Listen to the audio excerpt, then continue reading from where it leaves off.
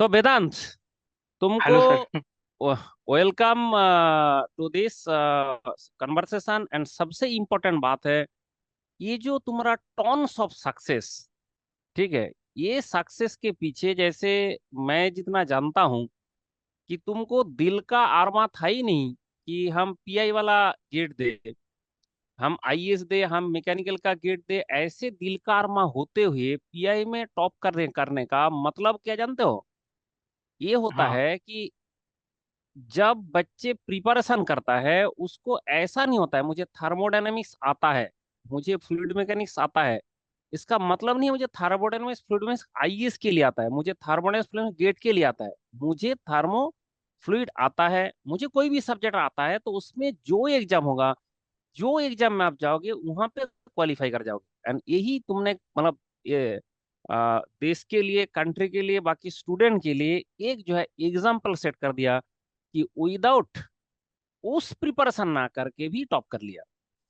तो जैसे कि सबको पता है, वेदांत का जो एकदम टॉप रैंक में आ चुका है, एंड पीआई ब्रांच से है। And that is I am so glad, so happy. और जरा जो मंडल का बात रहता है कि डीजे लगा के नाचो, तो डीजे लगा के नाचने के लिए तैयार हो जाओ। लोगों को, बाकी फ्रेंड्स को, फैमिली वाले को, सबको बुलाओ, बुला के डीजे लगा के नाचो। सबसे पहला तो मेरा यही रहेगा बात कि डीजे लगा के आपको नाचना है। ठीक है। और वेदांत, मैं चाहता हूं कि तुम्हारा जो प्रिपरेशन जर्नी, जिससे हमारा स्टूडेंट को, बाकी लोग जो प्रिपरेशन कर रहा है उसको बताओ कि कैसे तुमने प्रिपेयर किया था। एंड ये नहीं बोलूंगा पीआई का प्रिपरेशन, मैंने आपने पूरा मैकेनिकल एंड आईएएस में जो भी है, जो आपका प्रिपरेशन फेज हो, कैसे किया। आ, हाँ तो एक्चुअली सर मैं 2020 से पास आउट हूँ। मैंने पुणे से अपनी इंजीनियरिंग की है, प्रोडक्शन इंजीनियरिंग में, सीओईपी से। अच्छा। तो अच्छा। उसके बाद मुझे एक प्राइवेट कंपनी से, मतलब मैंने प्राइवेट कंपनी में थोड़ा टाइम जॉब किया है।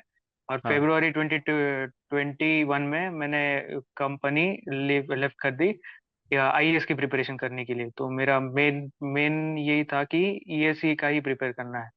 तो उसके वेरी बाद गुड। मैंने प्रिपेयर किया। मतलब 2022 का मैंने प्रिपेयर किया, 2022 तक मैंने प्रिपेयर किया, लेकिन मेरा कुछ अच्छा नहीं जा रहा था। मतलब प्रिपरेशन मॉक्स में मार्क्स आ रहे थे, लेकिन मतलब इसमें मार्क्स नहीं आते थे एक्चुअल एग्जाम में। तो अब प्रोडक्शन ब्रांच से बीच में क्या होता है कि ज्यादा सीट्स नहीं होती है प्रोडक्शन के लिए। मतलब अलग से कोई सीट्स नहीं आती है। जो हाँ। भी देना पड़ता है वो मैकेनिकल से ही देना पड़ता है, और उसमें हम्म। भी बहुत कम जो पीएसयूज होते हैं वो अलॉट करते हैं। तो हम्म। 2022 का मेरा मतलब अच्छा नहीं गया पेपर गेट का और ये सीखा। तो मैंने फिर देखा कि कौन सा पीएसयू आ सकता है, लेकिन ऐसा कोई पीएसयू था नहीं जो पीआई का ले, मतलब एचपीसीएल हाँ। और बार्क तो मैं नहीं भर सकता पीआई ब्रांच हम्म। की वजह से।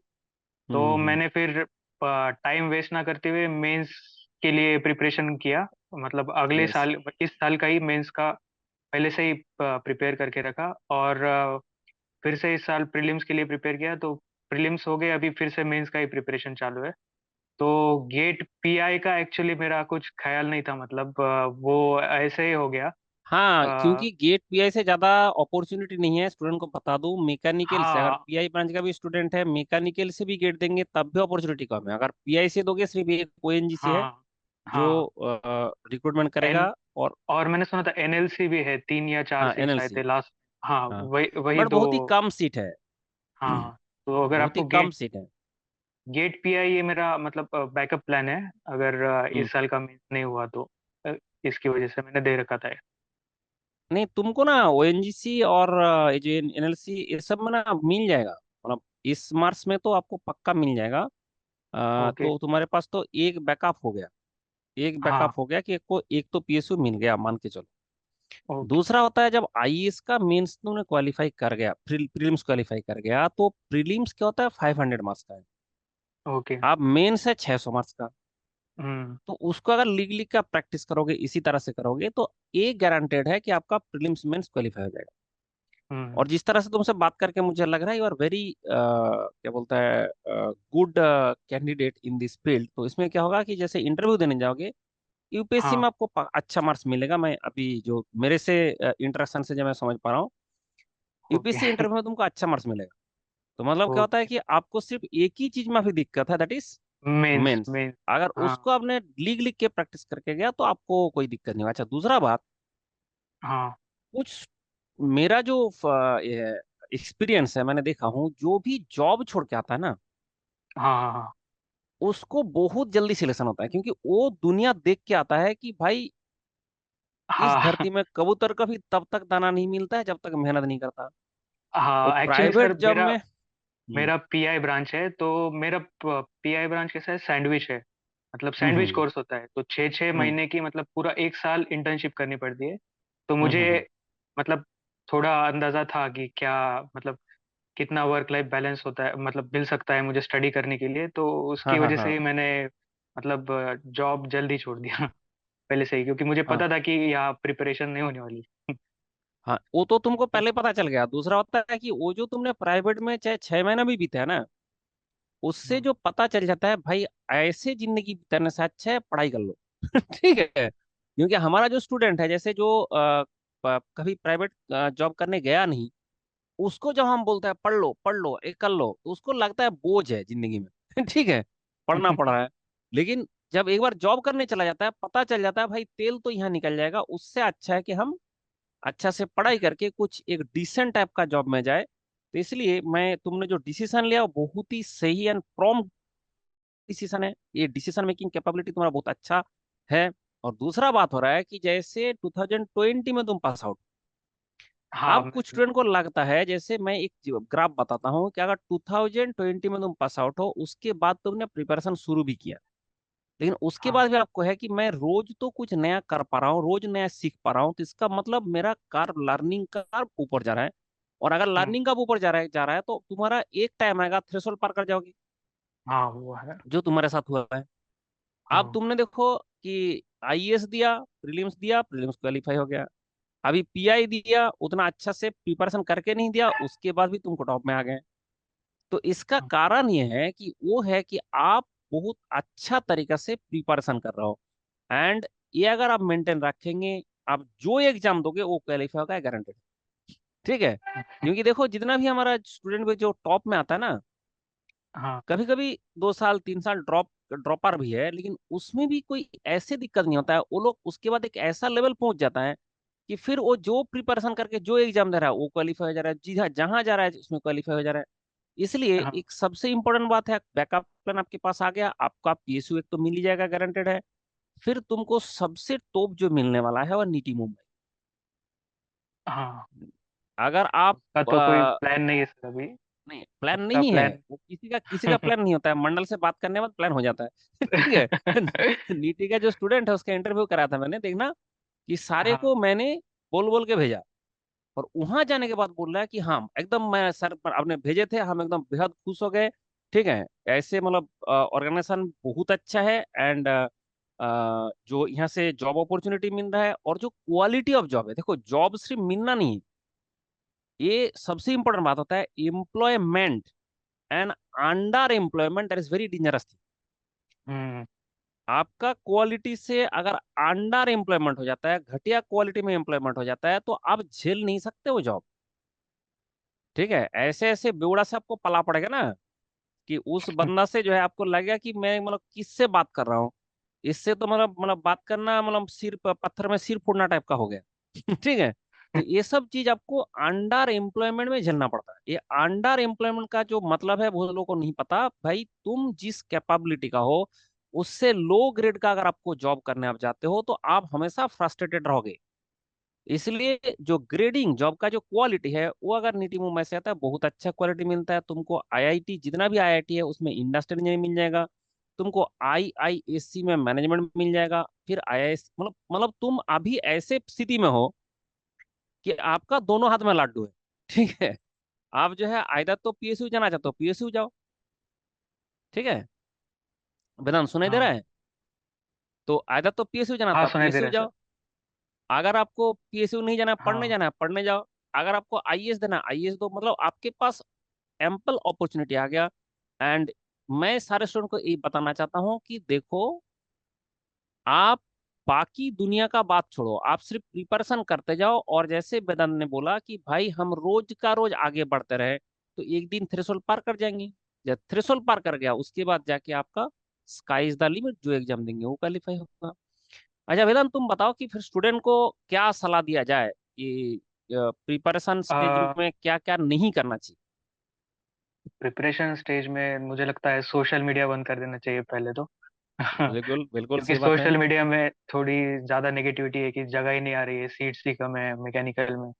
मतलब वो कुछ है हाँ ही नहीं, आप देखेंगे इस बार तो भी एनटीपीसी में कुछ तो 1000 रैंक पे हुआ है बच्चों का। हाँ तो मतलब ऐसे ही कुछ भी नेगेटिविटी आ रही है तो सोशल मीडिया पे ज्यादा ना रहे। मतलब टेलीग्राम पे भी जो ग्रुप्स है जो जो मतलब सिर्फ अपडेट्स देते हैं एग्जाम्स की, हम्म। उस पे रहे, उसके कमेंट्स वगैरह ना देखे। मतलब हाँ तो उसमें भी बच्चे कुछ भी बोल देते हैं, इतना कट ऑफ जाएगा, ये जाएगा, तो प्रिपरेशन में थोड़ा ये हो जाता है, मतलब आप मतलब डिमोटिवेट हो जाते हो।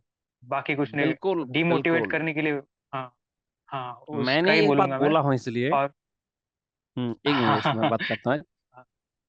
जितना बंदा बाहर का दुनिया से जितना अफेक्टेड होगा, उतना वो जिंदगी खराब करता रहेगा। क्योंकि ऐसा है कि जो फील्ड है, इस फील्ड के बारे में, मैकेनिकल फील्ड में जो बात करता है कि जॉब नहीं आ रहा है, वो नहीं आ रहा है, ये नहीं आ रहा है, ऐसे हुआ था थोड़ी वो कोरोना के टाइम में। हाँ, अब बीच सिर्फ में हुआ है मैकेनिकल, उसमें उस टाइम में कौन सा चीज का नहीं हुआ था? जिसका दुकान था दुकान बंद हो गया, जिसका रेस्टोरेंट था रेस्टोरेंट बंद हो गया था, जिसका होटल था होटल बंद हो गया। तो अब सारे तो सब कुछ तो बंद हो गया था ना उस टाइम में। अब सिर्फ मैकेनिकल हम्म, थोड़ी बंद हो गया था। अब उस टाइम में क्या हुआ कि घर में बैठ के कंप्यूटर वाले काम करते रहे।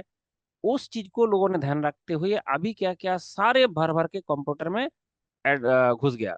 घुसने से क्या मिल रहा है? 3 लाख रुपया पर एनम कंप्यूटर पर साइंस वाले का नौकरी। और वो लाइफ लॉन्ग उतना ही रहेगा। मतलब ना अच्छा ग्रोथ है ना उसका अपॉर्चुनिटी। मैंने क्या बोला था? Under employment. आप चाहे हम्म, मैकेनिकल पढ़ो, कंप्यूटर पढ़ो, जहां भी पढ़ लो, वो जो अंडर एम्प्लॉयमेंट होता है उसमें 4-5 साल से ज्यादा कोई बंदा टिक नहीं सकता उस ऑर्गेनाइजेशन में।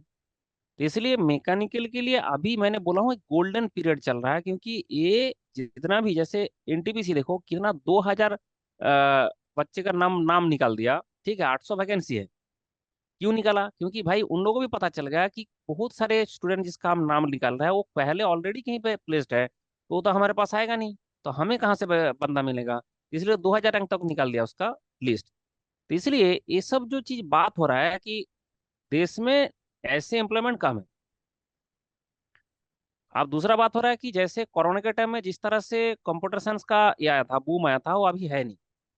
एक्चुअल सिनेरियो वो है। बहुत सारे जो प्राइवेट जो कंपनी है, जो सॉफ्टवेयर वाले हैं, वो जम के ले ऑफ करा रहा है। ठीक है। अब अभी शुरू हो गया क्योंकि अभी तो कोरोना बंद हो गया, उसके बाद जाके कब जब सारे ऑफलाइन वाला चीज खुलने लग गया, तो उसके चक्कर में उतना ऑनलाइन का डिपेंडेंसी नहीं है। बट ऑनलाइन का प्रेजेंस कई गुना बड़ा है। इसलिए अभी भी उतना लोगों जब गया नहीं। लेकिन फ्यूचर में भी ऐसा ना सोचे कि सिर्फ कंप्यूटर में ही चलेगा और मैकेनिकल वाले का कुछ नहीं मिलेगा। ये सबसे गलत सोच है, एंड उसके कारण ये दिक्कत हुआ है। और ऐसे अगर आपने जैसे बोला कि वेदांत ने जैसे देखा कि सोशल मीडिया से मैं अगर रहूं तो मैं तो ऐसे ही खराब हो जाएगा। तो इसलिए सोशल मीडिया से हर चीज है। कोई बच्चे सोशल मीडिया से देखते रहे, इंफॉर्मेशन देख, तो फिर क्या होगा? जब मैं फेसबुक रोज, तो मेरा तो स्टूडेंट है ना, रोज कोई ना कोई जगह में होता जा रहा है। ठीक है, बंदा सिटी इसमें भी है। ये सब जो चीज हो रहा है तो क्यों आपका मैकेनिकल का तो आप सोचो ना कैसे वो, ये ना कि मैंने या मेरा वो हो गया, तब तो हम बोलेंगे पैदा होके गलती कर दिया। ठीक है, यह जॉब ही नहीं है। ऐसे टाइप का बात चलता है। इसमें क्या हो, तो जिंदगी आप देखना है कि मुझे कैसे मिले, कैसे अचीव कर सकता है। वो ना सोच के सिर्फ डिमोटिवेट होना है, बहुत बेकार बात है। हाँ वेदांत, तुम बोल रहे थे, बोलो चलो। और सर एक बैकअप प्लान, मतलब गेट के हमेशा 2 फॉर्म भरने चाहिए बच्चों, क्योंकि मैकेनिकल का गेट आजकल मतलब 2 साल से मैं देख रहा हूँ ना, थोड़ा सा बहुत, मतलब थोड़ा सा नहीं, बहुत ज्यादा अनप्रेडिक्टेबल हो गया है, क्योंकि 2022 में बिल्कुल। पूरा का पूरा न्यूमेरिकल बेस कर दिया, और हम्म 2020 अभी का जो आया है वो ये हो गया। तो उसके लिए ऑप्शन पीआई या फिर एक्सी भर देना चाहिए। पीआई भी प्रेफरेबल है, क्योंकि पीआई मतलब ऑलमोस्ट सेम ही सिलेबस है पूरा का पूरा, क्योंकि मैंने भी इस बार जो थोड़ा सा अलग सिलेबस होता है वो स्किप करके भी आप मार्क्स ला सकते हैं, हम्म क्योंकि मैंने भी स्किप किया है। मैंने ऐसे मतलब पीआई के हम्म लिए पूरा प्रिपेयर नहीं किया था, जो ईएससी में जो हम्म रिलायबिलिटी होता है वो पार्ट मैंने हम्म। किया हम्म। था। वो वैल्यू एनालिसिस वगैरह, वो फैसिलिटी डिजाइन, वो वगैरह मैंने कुछ नहीं किया था। तो स्किप करके अच्छा। भी आप बहुत अच्छे मार्क्स ला सकते हैं, क्योंकि पेपर बहुत इजी होता है, मतलब मैकेनिकल के कंपैरेटिव में बहुत इजी है। हाँ, वही मैं बता रहा हूँ कि जो बच्चे को मेनली क्या होता है ना, इधर उधर पढ़ने से कुछ होने वाला नहीं। आपको हाँ फोकस स्टडी करना है, और पहले होता है कि जो टॉपिक लिस्ट, इसलिए हमने ना टॉपिक लिख देता है कि इसमें फोकस रहो। अब मैकेनिकल में क्या होता है कि वो टॉपिक छोड़ के भी दुनिया में बहुत सारे आ, वो जो टॉपिक जो लिस्ट है उसका बहुत सारा और टॉपिक है। अब बच्चे उसमें अगर चले गए तो फिर जाके उससे तो क्वेश्चन आएगा नहीं। अब उसके कारण क्या हो रहा है कि हाँ जो बच्चे को टॉपिक से बाहर इधर उधर भटकता रहता है तो वो दिक्कत है, क्योंकि वो तुम्हारा कोई काम में नहीं आने वाला है। वो गेट में वो टॉपिक आता नहीं। जैसे आप एक एग्जांपल लो, जैसे बराबर। पीआई ब्रांच में मेटल फॉर्मिंग का जो एनालिसिस है उसके क्वेश्चन आता है, वो पीआई में आता है। अब वो मैकेनिकल वाले करके चले गए, अब आएगा ही नहीं।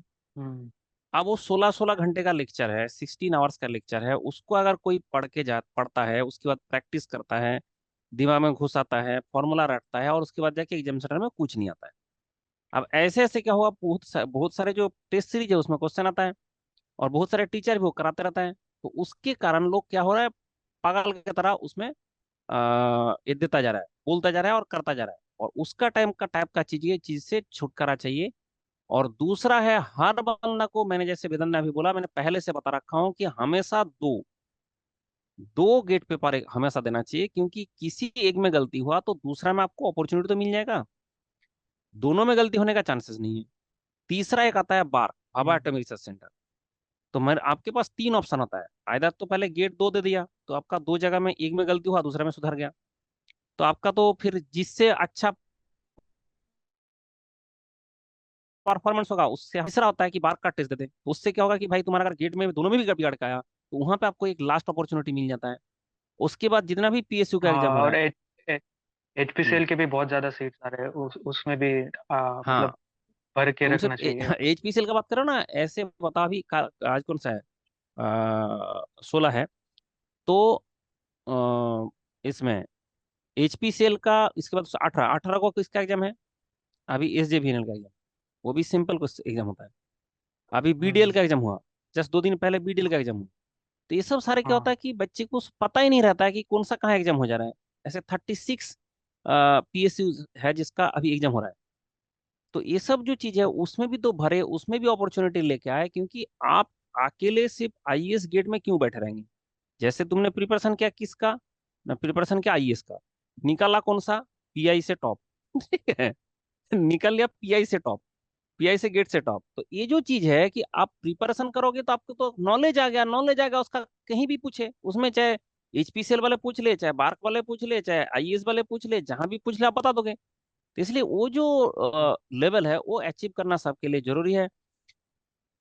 और बताओ स्टूडेंट के लिए लास्ट तुम्हारा टिप्स क्या रहेगा। तो बहुत अच्छा टिप्स दिया, I am so happy to know. ठीक है, और बताओ लास्ट टिप क्या रहेगा। लास्ट टिप, मतलब टेस्ट सीरीज दे और उसका एनालिसिस करे। मैंने इस साल टेस्ट सीरीज नहीं दिया था, लेकिन मैंने लास्ट ईयर बहुत सारे टेस्ट दिए हम्म। थे। मतलब मैंने ऑलमोस्ट 22 या 23 फुल लेंथ मॉक्स दिए थे। तो वो काम आ गया मुझे अभी इस साल। तो आप हाँ, टेस्ट सीरीज आपको देना ही चाहिए। मतलब अगर टेस्ट सीरीज छोड़ोगे, आप कितना भी प्रिपेयर कर लो, कुछ नहीं होगा। मतलब आपकी गलतियां ही आपको नहीं समझेगी, तो टेस्ट सीरीज पे ज्यादा ध्यान दे, इतना। बहुत अच्छी बात है। जैसे मंडल कहता है मैं कहता हूँ जो जुगाड़, की भाई पढ़ो और टेस्ट दो। ठीक है, हाँ और टेस्ट दे के वो नहीं चेक करना तुमको कितना मार्क्स मिला है, टेस्ट दे के वो चेक करने मेरा गलती कहाँ हो रहा है, और गलती सुधारते रहोगे, एक दिन जाके वेदन की तरह जो है टॉप करके आ जाओगे विदाउट। उसके बाद तो देखो आप कब प्रिपरेशन किए थे, कब गलती सुधारे थे, दैट डजंट मैटर, आपका रिजल्ट दे देगा वो कभी ना कभी, जब आपका गलती सुधारना आपको आ चुका है। इसलिए सबको भर भर के टेस्ट देना चाहिए, टेस्ट नहीं दोगे तो कुछ नहीं होगा। कुछ लोग क्या होता है, क्यों नहीं टेस्ट देता पता है बदन, मुझे हाँ। इस टेस्ट में 90 मार्क्स लाना है। ठीक है, 90 क्यों लाना है भाई तुमको, वो टेस्ट का मार्क्स कौन देखने जा रहा है। अब वेदांत का कौन सा टेस्ट में कितना मार्क्स था, कोई फर्क पड़ता है अभी। हम्म, आपका किसी में कम आया किसी में ज्यादा आया, क्या भी कोई फर्क हम्म, पड़ता है कि कौन सा टेस्ट में कम मार्क्स आता है किसमें ज्यादा आया था। तो नहीं। आपको सिर्फ वो फर्क पड़ता है कि जो गलती किया था वो सुधार ली। अब वो गलती घर में हो गया, तो मतलब एग्जाम सेंटर में नहीं होगा। यही चीज मैं सबको बताता रहता हूँ, भाई टेस्ट देते रहो। ठीक है वेदांत, बहुत अच्छा रहा तुम्हारा टाइम, और ज्यादा हम खराब नहीं करेंगे क्योंकि अभी तुम्हारा टाइम है डीजे लगा के नाचने का। ठीक है, तो डीजे लगा के नाचो। जो भी मंडल का कहता है कि जो भी हमें सक्सेस मिलता रहता है, we should enjoy that. And उसके बाद जो हमारा कर्म है वो करते रहे। जैसे आपका मेंस का तैयारी करना है, उसके लिए एकदम जब मतलब जी जान लगा के करते रहे। एंड उसके बाद जो उसका स्टडी मटेरियल चाहिए, उसका जो भी चाहिए हम देंगे। ठीक है, जैसे प्रोडक्शन का सोम का एक बार मेरा क्लास करके तो देखो, तब पता चलेगा कि भाई एवरीथिंग एकदम क्रिस्टल क्लियर कि क्या करना है, कैसे मार्क्स आप बढ़ा सकते हैं। और मैं ये बात बोलूंगा, उसमें भी जम के टेस्ट दो, लीगली के चलेगा सर। प्रैक्टिस करना। कन्वेंशनल का क्वेश्चन का एक लोचा है, जैसे हाँ हाँ। ऑब्जेक्टिव का फिर भी तुमने ना प्रिपरेशन करके कर लिया। ठीक है, कन्वेंशनल में क्या होता है कि लीगली के प्रैक्टिस करना होता है। कोई भी चीज है, हाँ। जैसे मान लो आपको बोला गया कि क्वेश्चन आपने देखा, आप ये मत सोचिए कि मुझे इसका मतलब आता है कि ये कर लूंगा, ऐसे हम्म। ऐसे होगा। वो आपने कुछ ना कुछ एटलीस्ट गड़बड़ वो हो जाती स्टेप्स लिख लो, लिख है। के देखो कि भाई ये हो रहा है क्या आंसर। और दूसरा था, जैसे मान लो कि कोई थियोरेटिकल क्वेश्चन है, उसमें पॉइंट्स लिख लो कि मुझे तो 5 पॉइंट्स बताना है। अगर आपको 5 पॉइंट पता है, तो फिर आप उसके उससे जो है कन्वर्सेशन का आंसर लिख दोगे। लेकिन वो जो कौन कौन सा पॉइंट है, वो पॉइंट पता होना चाहिए मुझे। ये बताएगा हम 5 पॉइंट बताएंगे, ये बताएगा मैं 3 पॉइंट बताऊंगा, ये बताएगा 2 पॉइंट बताऊंगा। तो ये जो चीज है थियोरेटिकल वाला और न्यूमेरिकल वाला में एकदम लिख लिख के फॉर्मूला लिख ले। और फॉर्मूला कभी भी पढ़ना नहीं, रूल होता है फॉर्मूला हमेशा लिखना है। देखना। हाँ, कोई भी फॉर्मूला आपने पढ़ा, जैसे एक चैप्टर हो गया, किताब बंद किया, नोट बंद किया, एक बार फॉर्मूला राफ में लिख लेना। ठीक है, सो दैट आपको वो एकदम मतलब खून में घुसा रहे। एग्जाम सेंटर में डाउट नहीं होगा कि ऊपर में किन था, नीचे कौन था, स्क्वायर था नहीं था, क्यूब था। ये सब सारे प्रॉब्लम होता है, और वो घर में ही सुधर जाएगा। फिर आप एग्जाम सेंटर में आप बिंदास लेके आ पाओगे, और मैं गारंटी देता हूँ आपको कि आपको इंटरव्यू में जम के मार्क्स मिलने वाला है। ठीक है, तो इसलिए आप फिर सिर्फ मेंस को ढंग से कर लो, तो ये सब क्वालिफाई कर जाओगे। ठीक है, चलो चले। Thank you very much. And thank you sir. खुश होके अपना काम करते रहे। एंड स्टूडेंट के लिए मिसाल बने, एंड देश के लिए काम करे, एंड कंट्री के लिए काम करे। पहले अपना पहले ये कर ले, से मतलब जहां तक आपको पहुंचना है वहां तक पहुंचे, उसके बाद जो है कंट्री के लिए आप काम करते रहे। ठीक है।